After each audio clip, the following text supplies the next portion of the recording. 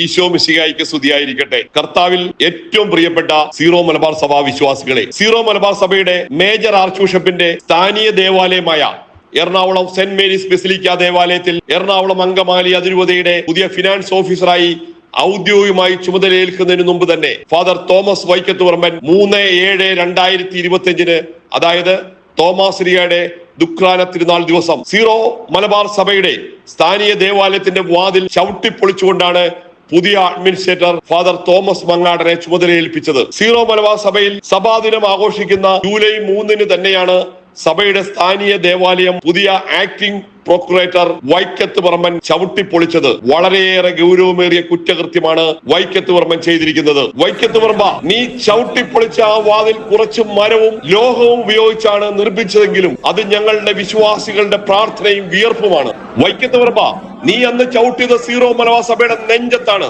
നീ ചെയ്തത് ഒരിക്കലും പൊറുക്കുവാൻ പോലും പറ്റാത്ത ഗൗരവമേറിയ തെറ്റാണ്. അതിന് നീ കണക്ക് പറയേണ്ടി വരും.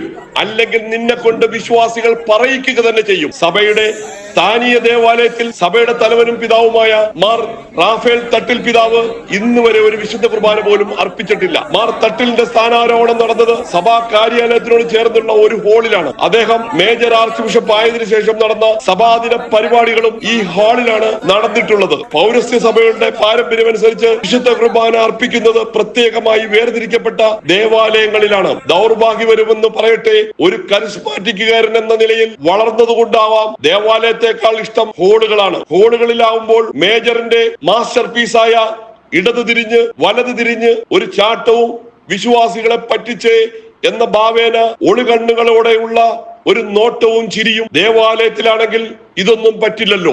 സീറോ മലബാർ സഭയുടെ ആരാധനക്രമ ഏകീകരണ പ്രതിസന്ധിയെ തുടർന്ന് ദീർഘകാലമായി അടഞ്ഞുകിടക്കുന്ന ബസിലിക്ക ദേവാലയം മേജർ ആർച്ച് ബിഷപ്പ് നേതൃത്വം നൽകി ഉണ്ടാക്കിയ മാർഗരേഖ ക്രമീകരണത്തിന്റെ ഭാഗമായി ബലിയർപ്പണത്തിനുമായി തുറന്നു കൊടുക്കേണ്ടതിന് പകരം സീറോ മലബാർ സഭയുടെ ആസ്ഥാനത്ത് സഭാദിനത്തിന്റെ ഭാഗമായ സീറോ മലബാർ സഭയുടെ വിശുദ്ധ കുർബാനയുടെ റാസാക്രമം major arch bishop Raphael Thattil പിതാവിന്റെ കാർമ്മികത്വത്തിൽ നടക്കുന്ന അതേ സമയത്ത് തന്നെ അദ്ദേഹത്തിന്റെ ആസ്ഥാന ദേവാലയം ചവിട്ടിപ്പൊളിച്ചു എന്നുള്ളത് ഒരു തിരക്കഥയായിരുന്നുവെന്ന് യാഥാർത്ഥ്യം. വൈക്കത്തുവർമ്മന്റെ നേതൃത്വത്തിൽ കത്തീഡ്രൽ ദേവാലയം ചവിട്ടിപ്പൊളിച്ചതിനു ശേഷം അവിടെ നിന്നിരുന്ന എല്ലാ ആളുകളും ദേവാലയത്തിൽ പ്രവേശിച്ച സമയം പ്രാർത്ഥിക്കുവാനായി ദേവാലയത്തിൽ പ്രവേശിച്ച ഒരു സഭയോടൊപ്പം നിൽക്കുന്ന അമൽ എന്ന് പറയുന്ന വിശ്വാസിയെ ബസിലിക്ക ദേവാലയത്തിന്റെ പുതിയ അഡ്മിനിസ്ട്രേറ്ററും മുൻ PDDP ഡയറക്ടറായിരുന്ന തോമസ് മങ്ങാടന്റെ നിർദ്ദേശപ്രകാരം 4 പേർ ചേർന്ന് അമലിനെ തല്ലി ചതയ്ക്കുകയുണ്ടായി. വൈക്കത്ത് ഒരേ ഇടവക്കാരായ വൈക്കത്തുപറമ്പനും മങ്ങാടനും കൂടി ഇനി ആർക്കൊക്കെയോ വേണ്ടി വിശ്വാസികളെ തല്ലിച്ചതയ്ക്കുന്ന ഇടപാടിലേക്കാണ് പോയിക്കൊണ്ടിരിക്കുന്നത്. സഭയോടൊത്ത് സഭയെ അനുസരിച്ച് യാത്ര ചെയ്യുന്ന വിശ്വാസികളെ കൈകാര്യം ചെയ്യുവാൻ വേണ്ടി മാർ തട്ടിലും മാർ പാമ്പ്ലാനിയും ചേർന്നൊരുക്കിയ തിരക്കഥയിലെ അഭിനേതാവായി ലക്ഷണമൊത്ത രീതിയിൽ തന്നെയാണ് തോമസ് വൈക്കത്തുവർമ്മൻ അന്നേ ദിവസം തന്റെ വേഷം ആടിത്തീർത്തത്. ഫിനാൻസ് ഓഫീസറെ കുറിച്ച് 1-2 കാര്യങ്ങൾ കൂടി പറഞ്ഞു പോയില്ലെങ്കിൽ അതൊരു പോരായ്മയാണെന്ന് കരുതി പറയുകയാണ്. വിശ്വാസികളുടെ പ്രിയപ്പെട്ട മെത്രാപ്പോലീത്ത ഭൂമി ഇടപാടുമായി ബന്ധപ്പെടുത്തി അറസ്റ്റ് ചെയ്യുവാൻ നോക്കിയ വ്യക്തി കൂടിയാണ് ഈ പുതിയ ഫിനാൻസ് ഓഫീസർ. കൂടാതെ മുമ്പ് എറണാകുളത്തുണ്ടായിരുന്ന എറണാകുളംകാരനായ മെത്രാന് മുട്ടിന് അസുഖമായി ലിസി ഹോസ്പിറ്റലിൽ അഡ്മിറ്റ് ചെയ്ത സമയം പല വികൃതികളും കാണിച്ച് അവസാനം ആ മെത്രാന് വത്തിക്കാൻ സ്ഥാനചലനം കൊടുത്ത് മാറ്റി നിർത്തേണ്ട അവസ്ഥ വരുത്തി. ലിസി ഡയറക്ടർ ആകുന്നതിന് മുമ്പ് ന്യൂ ഇന്ത്യ ഇൻഷുറൻസ് കമ്പനിയുമായി ഇടവകളിൽ ആയിരക്കണക്കിന് ദൈവജനത്തെ കൊണ്ട് മെഡിക്കൽ ഇൻഷുറൻസ് എടുപ്പിച്ച് 4500 രൂപയും അതിനു മുകളിലുള്ള തുകയും പിരിച്ചെടുത്തുകൊണ്ട് ദൈവജനത്തിന് ഒരു ആനുകൂല്യത്തിനും അർഹതയില്ലാതെ കോടിക്കണക്കിന് രൂപ വെട്ടിപ്പ് നടത്തി.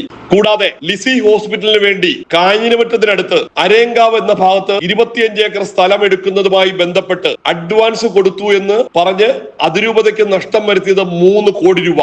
വൈക്കത്തെ ലിസി ഹോസ്പിറ്റൽ മെഡിക്കൽ കോളേജ് തുടങ്ങുന്നതിന് വേണ്ടി സ്ഥലം എടുക്കുന്നതുമായി പലർക്കും അഡ്വാൻസ് ആയി കൊടുത്തത് 2 കോടിയാണ് നഷ്ടപ്പെടുത്തിയത്. അങ്കമാലി LF ആശുപത്രിയുമായി ബന്ധപ്പെട്ട് 104 പരാതികളാണ് വൈക്കത്ത് പറമ്പനെ കുറിച്ച് അതിരൂപത മെത്രാന് ലഭിച്ചിരിക്കുന്നത്. ഈ വക അംഗീകാരം എല്ലാം ഉള്ളത് കൊണ്ടായിരിക്കാം ഇയാൾക്ക് തന്നെ മതി ഫിനാൻസ് ഓഫീസർ എന്ന് മെത്രാൻ വികാരി കരുതി. ഇനി എറണാകുളം അങ്കമാലി അതിരൂപത വരും നാളുകളിൽ മാഫിയ പിടിയിലായിരിക്കും. അതിരൂപതയിൽ ചാർജ് എടുത്ത അപ്പോൾ തന്നെ 1 കോടിയുടെ ബഡ്ജറ്റ് ഇട്ടുകൊണ്ട് അരമനയിൽ പുതിയ അനാവശ്യമായ നിർമ്മാണ പ്രവർത്തനങ്ങൾ ഇപ്പോൾ തകൃതിയായി നടക്കുന്നു. അരമനയിലുള്ള എല്ലാ വർക്കുകൾക്കും പ്രവർത്തനത്തിനും ഇനി മുതൽ 50-50 പ്രാബല്യത്തിൽ വരും എന്ന് പുതിയ ഫിനാൻസ് ഓഫീസറുടെ മുൻകാല പ്രവർത്തനങ്ങൾ കൊണ്ട് തെളിയിക്കും.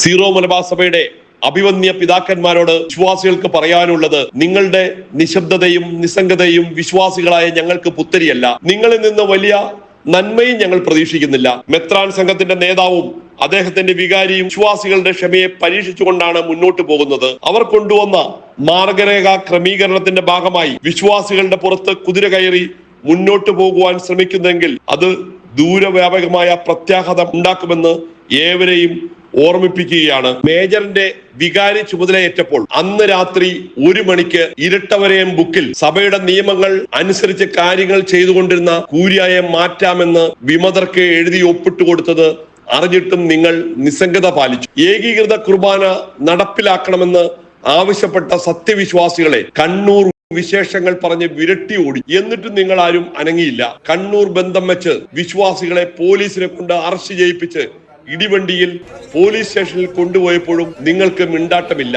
ആഭിചാരം നടത്തുന്നവരുമായി രഹസ്യമായും പരസ്യമായും ചർച്ചകൾ നടത്തുകയും ചെയ്തിട്ട് സഭാ കോടതി നേരിട്ട് ഹാജരാകാൻ പറഞ്ഞിട്ട് പോലും നിങ്ങൾക്ക് യാതൊരു കുലുക്കവുമില്ല. സഭയിൽ വളരെ ഗുരുതരമായ അച്ചടക്ക ലംഘനം നടത്തിയവരുടെ ഫയലുകൾ സ്പെഷ്യൽ ട്രിബ്യൂണൽ കോടതിയിലേക്ക് അയക്കാതെ അവരെ സ്ഥാനക്കയറ്റം കൊടുത്തുകൊണ്ട് സംരക്ഷിച്ച് നിർത്തിയപ്പോഴും നിങ്ങൾക്കാർക്കും ഒരു കുഴപ്പവുമില്ല. വിശുദ്ധ കുർബാനയോടുള്ള വിശ്വാസം മാർ തട്ടിലും മാർ പാമ്പ്ലാനിക്കും പണ്ടേ നഷ്ടപ്പെട്ടു. ഇനി ദേവാലയത്തിന്റെ പരിശുദ്ധിയും കളഞ്ഞു കുളിക്കുവാനാണ് ശ്രമിക്കുന്നതെന്നാണ് ഇവർ നടത്തിയ ഗുണ്ടായുസത്തിലൂടെ ഞങ്ങൾ വിശ്വാസികൾക്ക് മനസ്സിലാവുന്നത്. ചുരുക്കത്തിൽ മാർ തട്ടിലും മാർ പാമ്പ്ലാനിക്കും തന്നിഷ്ടം കാണിച്ച് അട്ടിമറിക്ക് മുതിർന്നാൽ സ്ഥിരം സിനഡിലെ വിവരമുള്ള ഇതര അംഗങ്ങൾ തങ്ങളുടെ മേൽനോട്ട ദൗത്യം ഗൗരവമായി നിർവഹിക്കുമെന്ന് വിചാരിച്ച ശുദ്ധഗതിക്കാർ പമ്പര വിഡ്ഢികളായത് മിച്ചം. അല്ല, നിങ്ങളും കൂടി ഒത്താശ ചെയ്തുകൊണ്ടുള്ള നാടകമായിരുന്നു.